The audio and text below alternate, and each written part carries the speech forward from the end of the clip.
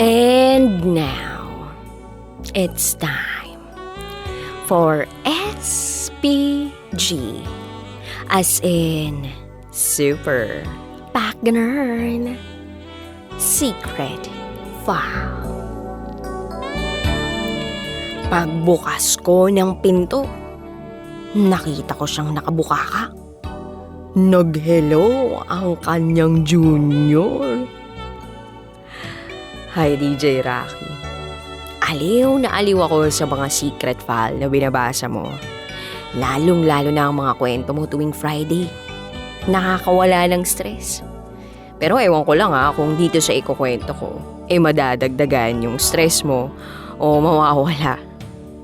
Itago mo ko sa pangalang Pedro. At ito, ang aking SPG, as in Super Pagganern Secret File. Meron akong laging binibisita sa South area gawa ng trabaho ko. Kinakailangan kong bumiyahe from Manila to Laguna twice a week. At sa mga pagkakataong yun, mag-isa lang ako palagi.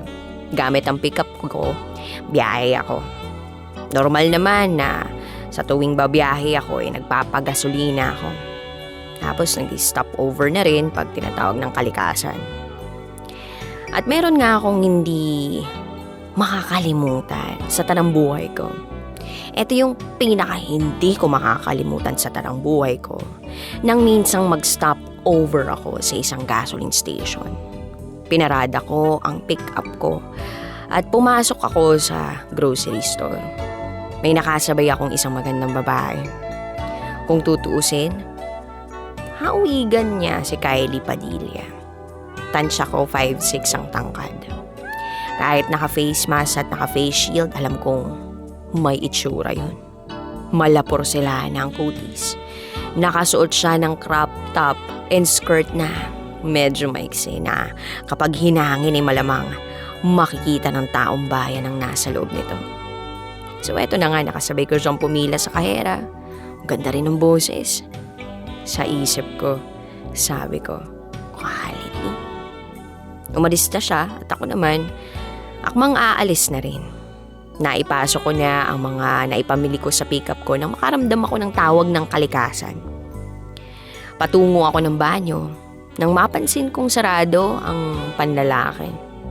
Tinanong ko ang gasoline boy kung saan pwede bumanyo. Tinuro niya yung banyong pambabae.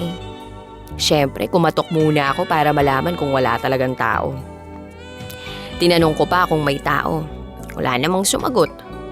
So, pumasok na ako sa loob ng banyo ng babae. Nilock ko yung main door ng banyo para hindi muna bumanyo yung mga babae at baka magulat silang may lalaki sa loob. Sa loob ng banyo may 2 cubicle pa. Binuksan ko na yung zipper ko at ilalabas ko na si pareng Junior. Pagbukas ko ng pinto ng isang cubicle ay nakita kong nakabukaka si pretty girl na nakita ko sa grocery. Nag-hello sa akin ang kanyang junior na di hamak na mas mahaba at mas malaki kaysa sa akin. Napatingin siya sa mga mata ko at hindi ko naiwasang magulat sa nakita ko. Napasigaw siya at ako rin. At napabigkas na lang ako ng sorry. Agad akong lumabas ng banyo at ipinasok ko rin si junior ko. Buti na lang hindi pa siya bumubulaga at hindi ako makapagsalita. Sa labas na lang ako jumingel. Mali ako ron. Ang magandang dilag ay may tinatago palang sawa. Take note, tumatae rin pala siya.